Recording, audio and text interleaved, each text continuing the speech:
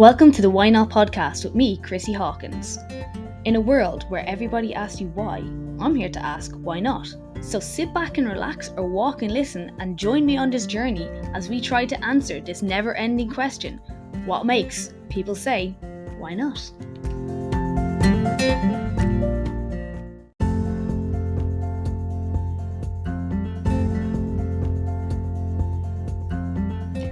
Hey guys, welcome back to Why Not. So today I'm going to talk to you about whether or not you are getting in your own way when it comes to your fitness goals. Woo. Well, just to be honest, we do a lot of different things, but I focus on fitness mostly. I spoke about fat loss a bit, but I think it's more so that I'm trying to talk a bit in general and trying to steer away from the fat loss. But anyway, I hope you enjoy this episode. It is just me today.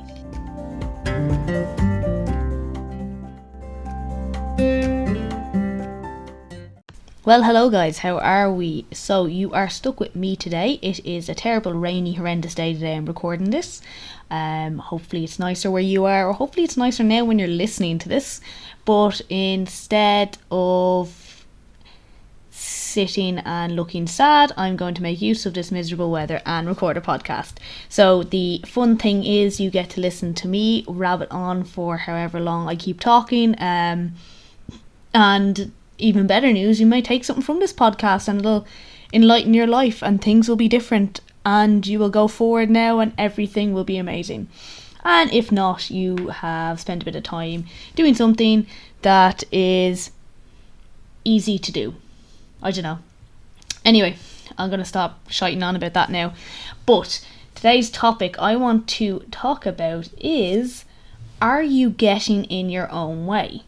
Now, this could be, I don't know if you can hear the thunder, this could be in relation to your fitness goals, maybe your weight loss goals, maybe it's business related, maybe it's blah blah blah, I don't know. But I'm going to talk about this from a kind of fitness perspective. As you know, I work with equestrians. I also work with people who want to get general fat loss, so this will be applicable to everybody in that umbrella.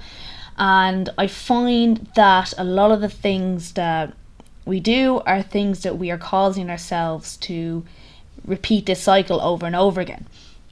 So one of the reasons I was thinking of doing this now is we are some amount of weeks from Christmas. I don't know the exact amount of time because one, I hate Christmas. Anyone who knows me knows I'm a Grinch. And two, I'm not bothered counting it. But the thing about it is, this is prime time for people to start selling fitness programs for the little black dress season. And this Christmas probably is going to be the first Christmas where there is nothing cut short, nothing's closed down. I think even last year it ended up not being what we expected. Like, obviously things are going to happen, but like, unlike last year, we won't have curfews on pubs, we won't have stuff like that. So I would imagine, just like the summer and just like with the concerts and stuff, I don't know if anyone else did this, but I did, but everyone's gone into overdrive. So people are going to be going out, they're going to be work parties, there's going to be family parties, there's going to be this, that and the other, and people are going to want to look a certain way for that, and they will want to be in their little black dress or whatever formal evening wear, or, you know, things might be starting already, like I'm going to something next week, you know. But because of that, you're going to see this everywhere now. You're going to have people advertising, you know, get Christmas ready, Christmas party ready, little black dress, all this. And people are either going to do one of two things, I tend to find, is they are going to jump on that because they always jump on it because they're worried about how they're going to look. Maybe they've gained some weight since COVID, stuff like that, and they just want to make sure they look great for the parties. Or they're just going to look at that and go, that never works. I've done it before and it didn't work. And they'll just ignore it. And if you potentially have some form of fat loss related goal or a fitness goal, both of them aren't really going to do much for that goal, because what I find with people who are going to ignore it and going to go, nah, I'm not bothered, fine, they're not going to do anything, that's great. You know what, they're better off not wasting their time. Not wasting their time, because again, these programs aren't bad, inherently bad, but the problem is the people who are doing them and doing them again and again because they worked.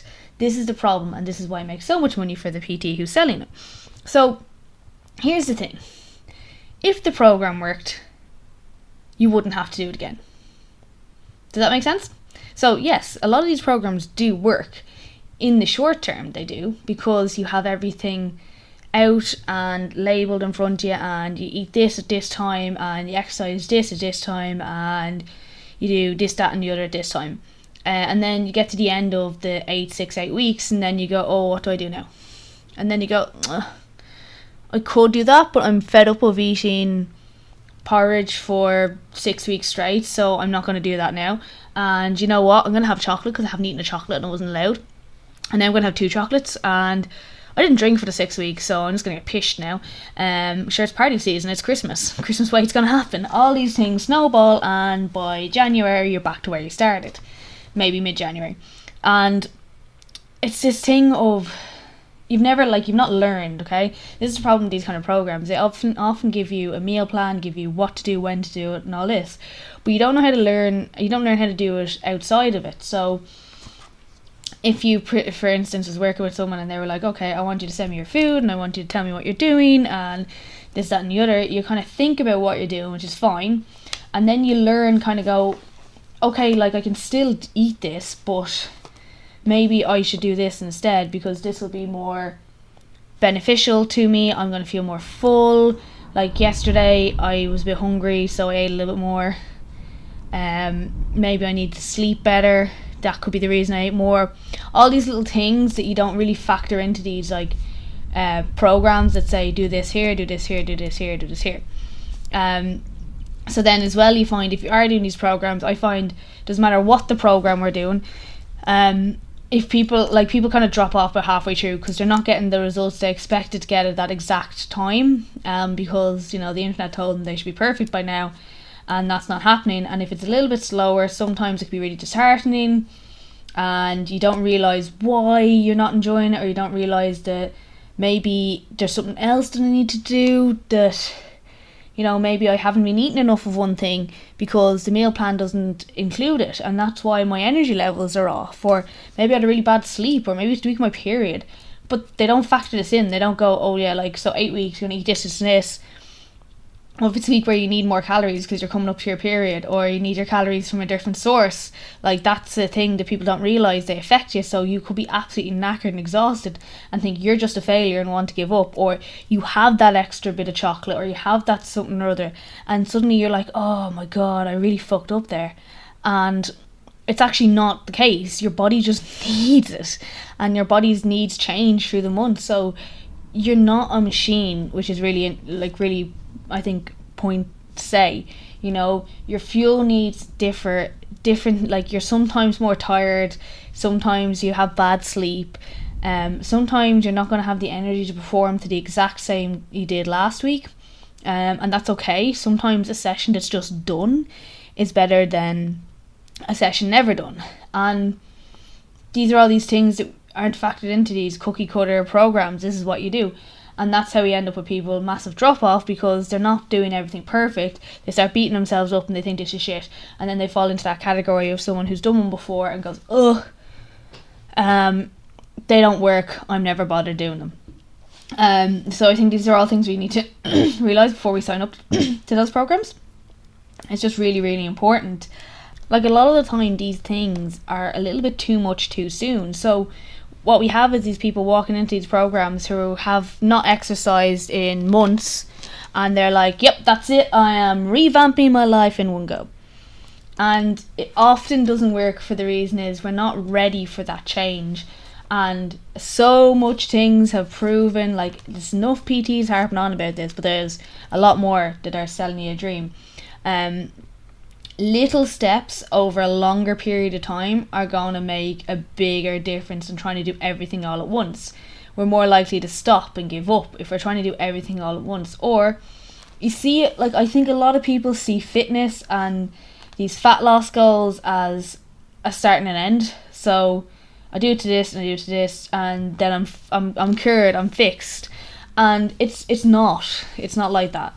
It's a case of you need to constantly be doing it.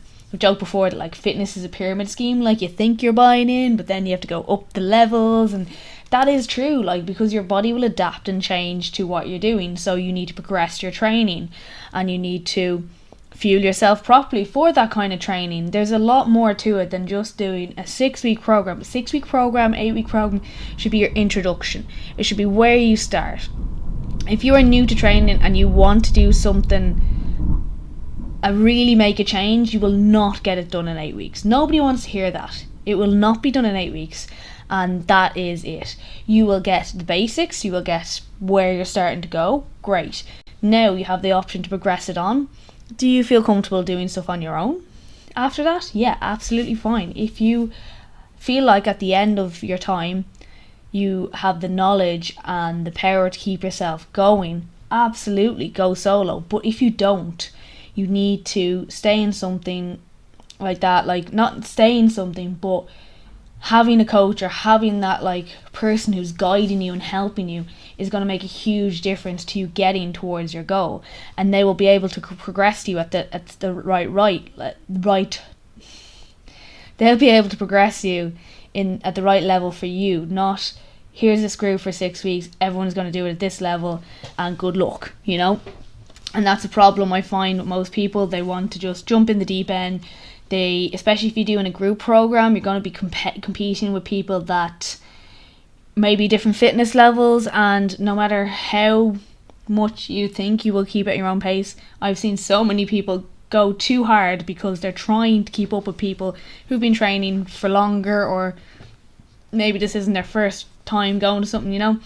And that's why something like class environments are great, because it pushes people to go and work a little bit harder and change, you know, not DOS basically, but it can have the detriment that it's pushing you too much too soon. So if you have a good coach though as well, they will tell you to rein it back when you're starting, tell you to take your own pace and then gradually build it up.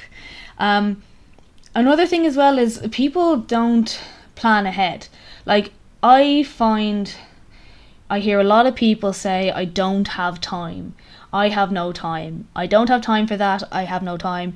I've said the same thing twice. I was trying to think of other variations, but I end up saying the same thing. But basically, time is an issue.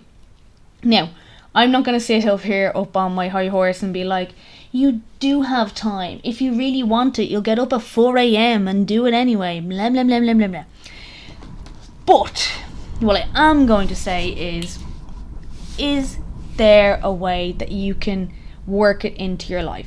Okay, this comes with the too much too soon as well. I talk to people all the time when it comes to training, and when they want to do a program, I ask them how often they are ready to train, and they will say a certain amount of times. I've had one client who was like, you know what, I can do 2 sessions a week and I know that's it. I'm not going to look for more, because if I do that, I'm going to end up falling behind and getting frustrated. Most clients I get tell me that they can do 4 or 5 sessions a week, and I guarantee you can't, especially if you have a time issue. It doesn't matter how dedicated you are. If you do not have the time, you do not have the time, which is fine. And this is another problem people have. They overestimate what they can do in the time they have, and then when it doesn't work, they just give up altogether because they feel like they have to try and rush it in. They try to push everything together. It's not working. You know, they don't have time for training, blah, blah, blah. When they could literally break it down into maybe 2 workouts a week or 3 workouts a week, and maybe 2 walks. You know, they could a few 10-minute walks. Maybe they have time in the lunch break to go for a walk.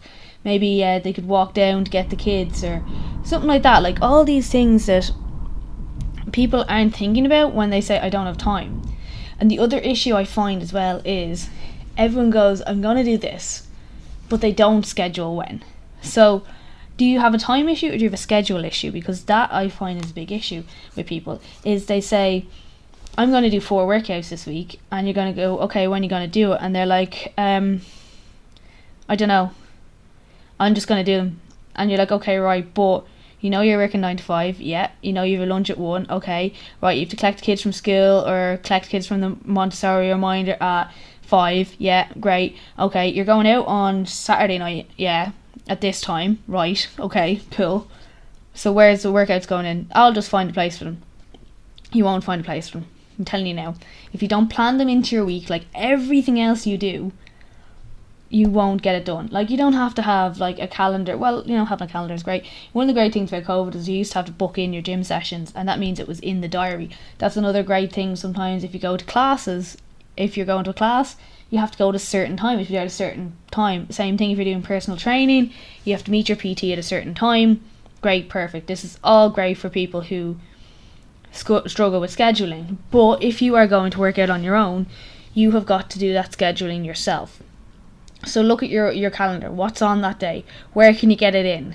It might not have to be a massive session. You could have 45 minutes in a gym. You could, like, people as well underestimate the power of home workouts.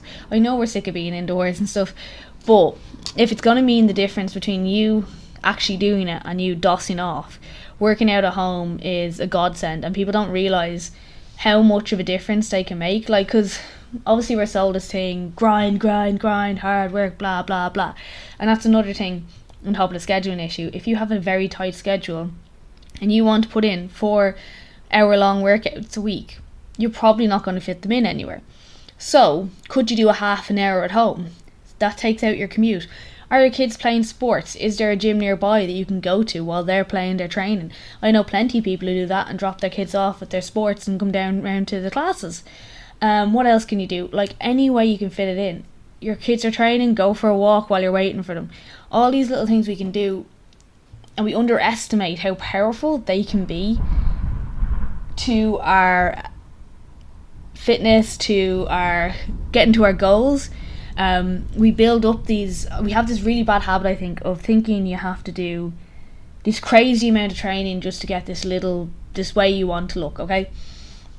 And oftentimes is, one, what you're looking for is a little bit too unrealistic, so you're setting yourself up for failure anyway. Like, if you're chasing a fitness model, remember the fitness model doesn't look like that. The fitness model is on a strict diet. They may not drink, they may be training several hours a day. It is literally their job to look like that. So they don't have kids, a husband, a mortgage, a 9 to 5, That's why they have to look like that. And on top of that, all those photos are edited. I think we forget about this and need to be reminded every so often. So when you're comparing yourself to these people, even photos in magazines that are fitness models, general models, again, job.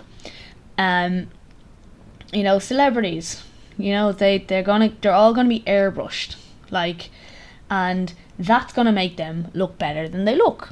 And there's lighting, smoke and mirrors, all the stuff that's done that makes people look unreal, makes everyone want to be like that. But the only problem is it's not attainable. So you set yourself up for this goal that you can't reach. Well, you can reach, but you're gonna have to give up 90% of your life for it. So if you're willing to do that, fine. But if you have job, kids, friends that you want to see, anything like that, you're better off writing that off now and just focus on maybe something else that you can work towards instead of an aesthetic goal. Maybe focus on improving your deadlift, like getting a bodyweight deadlift, or being able to do a pull-up, or something like that, adding 5 kilos to your squatting with a bar. Any of these things are possible, and these are things we can all change and make to make our fitness goal something that's not aesthetic, and then we now are focusing on something else. And a lot of the time when we change from an aesthetic fitness goal, we actually get the aesthetics we're looking for. So it's kind of interesting in that sense. And the second thing that we seem to do is we want to be able to train, not we want to be able to, but we think that we need to be doing these soul crushing sessions that are going to you leave your soul on the floor of the gym. You need to be dripping in sweat. It needs to be hours and hours. Like I said, the fitness models are hours in the gym, and we don't want to do that. The thing is, very few people, unless you do CrossFit, want to feel like that after a workout. But if we don't feel like that after a workout, we feel like there's been no point, it's a waste of time. And as someone who trains regularly, I rarely am like that after a workout. Maybe if I do cardio, yes, I'm sweating, but a lot of my training I barely break a sweat. And I think it's really important to know that, because if you're not If you're doing like strength-based exercise workout, you're probably not going to sweat that much, but you're still going to get the benefits of it. And again, like that, you don't have to spend hours in the gym. If you're able to fit in half an hour 3 times a week, that's going to be way better than the 2-hour session you never did. I think that's one thing that happens when we think we have to do these marathon sessions just to get like the tiniest bits of results. What happens is we build them up so much in our head, and we find every little excuse not to go and do it because you don't have time, or something came up, or there's anything about, I have to make dinner now. Oh look, I've only an hour to go to the gym. That's not long enough. And the problem is, it is long enough, because if you do that 1 hour consistently once a week, or half an hour consistently twice a week, at home or in the gym, if you go for a walk for 10-20 minutes 3 times a week, versus sitting down and doing nothing for 7 days a week, which is going to make a difference? Like, that's a big thing. And the problem as well with these kind of transformation packages people sell is it's a shiny object syndrome. It's a new way to lose weight quick, because when people a lot of people, when they join the fitness industry or come to the fitness industry, they don't come to improve their deadlift, or they don't come to get stronger, or to be able to run out the stairs without getting gassed. These are all byproducts of training, but they come with a fat loss goal. But there's more to training than fat loss, and that's what I'm trying to do. Like, we're talking about strength training, I focus on strength training and weight training and all that, and I very rarely talk about how to lose weight or get a fat loss goal, because that is not what I want people to do. Yeah, fine, as a byproduct it should absolutely come with it, but the things of making your life generally easier is way more important for people than losing a few pounds. Like, if you stop thinking about the scales and your weight and your shape, they kind of tend to come. If you start focusing on building muscle or getting stronger in a lift, you'll find something else in your life is easier. Like, picking up a box off the ground is easier, running out with the bins is easier. All these little things that we take for granted that we're just used to being hard will actually be way easier. And I think if we can shift our focus to that, we can get the secondary result. And if we stop thinking with this, like, we think we want everything yesterday, but if we can bring it back and go, think of anything that you've ever done that you're really good at. Like, it didn't happen overnight. Like, the basic one is, a baby learning to walk. If you've got young children, how long did it take them to get up to crawling, to get to walking, to get strong enough? They do a few steps, they fall over, they go again. They don't go, oh Jesus, there's no point, and just lie down and cry because they don't have that in their head yet. Whereas we kind of go, I haven't lost 10 pounds in a week, fuck it, I give up. So you went to the gym once, you can't expect that. So I think we need to look at this thing a little bit more realistically as well. Like that, say for instance, if you play an instrument or you are really good at cooking or all this, it didn't happen overnight. It's something you had to practice on, and then one day you just knew how to play those notes in order, or you had the right amount of tarragon in a dish. So these are the things we need to remember when it comes to other goals as well. Like, it takes time. Like, you can spend years working at the same rate and then suddenly something changes, and we have to be prepared to do that. And that's one of the things I said with fitness, you have to keep going. It's not a start and end date. If you do not keep going at what you're doing, you're going to go back to where you were. And I think people aren't ready to do that, because they see this, like, with these meal plans and stuff like that, is this is how I get there and then I'm done. But it's not. You have to be ready to actually change as a person. It's like doing dry January, and then at the end of dry January you go on the piss for the full of February. You've not really changed your opinion on alcohol. You've just not drank for a while. But as soon as you go back, you're going to go back in your same habits of drinking, getting locked, all that kind of stuff. And it's really important to remember that. It's the same with fitness. You're just going to go, if you follow this program for 6 weeks, 8 weeks, and then I'm done, you're going to go back to where you were. It's the exact same thing. So I think you have to be like, realize that there is a bit of a change in your identity involved in, like, you know, exercise is part of your life. It's not just something you do. You know, you go for a walk a few days a week because that's just what you do. You like to go to the gym twice a week because that's just what you do. You decide to actually make your dinners in advance because you know you're really busy, and it'll help you later down the week when you're starving and you come home and you just have to throw something on the microwave. You know, these aren't stuff that we don't do it because we have to, because the meal plan did it. We do it because we know it works with our lifestyle. Like, say for instance, if you do a meal prep on a Sunday, you might have several meals now for the week, and you now know, like, when you come home starving, you're going to have a good nutritious meal instead of calling it a takeaway or throwing on something that's quick to make, or eating a load of you know, eating crisps while you're making your dinner, or picking something because you're waiting, or you're not waiting but you're hungry and you can't wait for your food to cook. Like, these little things will make a huge difference overall. It's the little things that we don't notice that add up over time. You know, it's the, you know, eating little bits while you're making dinner. It's the not drinking water. It's the lack of sleep making you crave sugar more. These are all the things that add up. It's not, oh, I ate a bar of chocolate, oh, I had a slice of bread. These aren't the things that change over time. These are the things that make no difference. It's the things we don't think about. That, oh, I have a 4-hour sleep, so I've had 4 bars of chocolate because I'm running on no sleep. And if you're still not sleep better, you're going to probably reach for those bars of chocolate the next day as well. So I think we need to think about this as well. Sorry, I kind of went off on a side tangent with that one, but it is something we have to remember. Like, you're not just doing something for a certain amount of time. I've said this a few times, but like, we're changing who we are inherently as a person, and part of this is part of your life. And once it's part of your life, it makes it easier to continue doing it, because you're like, well, that's just what I do. Like, people always say to me stuff like that, like, oh, I don't know how you do that, oh god, you must be real healthy, oh god, this, that and the other. I'm like, well, it's just part of my life. I try to eat a good lunch. I try to, so I'm not starving by dinner and have a load of crisps before dinner or something, you know. We eat big meals because that's just the way our schedule works, you know. Things like that. There's more things like, what am I trying to say here?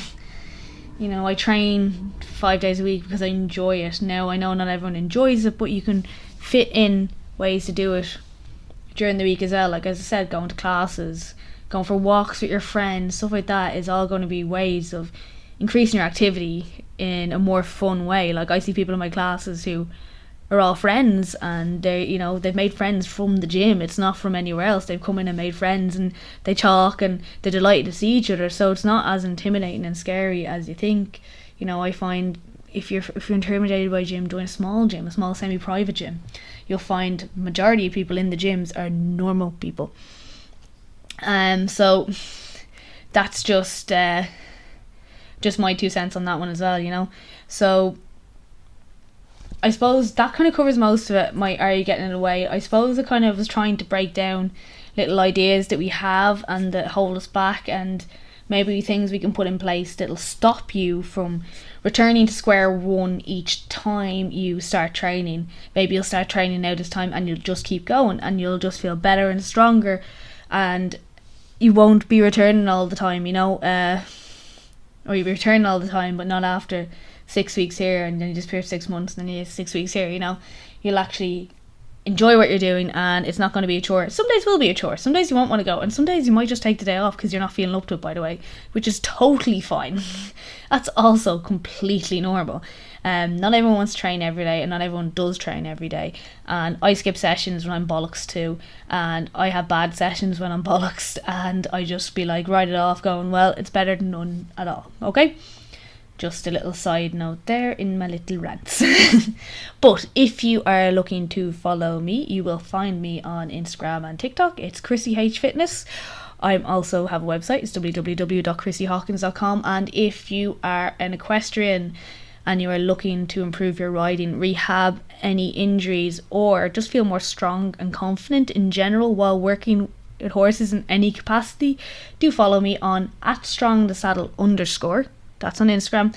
And on TikTok, it's at Strong in the Saddle without the underscore. So I hope you guys really enjoyed this episode and you took something from it, and maybe you will change your approach if you're about to start your next fitness journey, or maybe you're going to start your first fitness journey. If you have any questions, feel free to drop me a DM or whatever way you want to contact me. Hope you enjoyed. I really do appreciate everybody who listens to this podcast, so if you please could help me with the algorithm and leave a review on Apple Podcasts or Spotify, and even, if you want to reach out and suggest topics for me, I'd be delighted to hear from you. Drop me a DM on Instagram or TikTok, and thanks again for listening.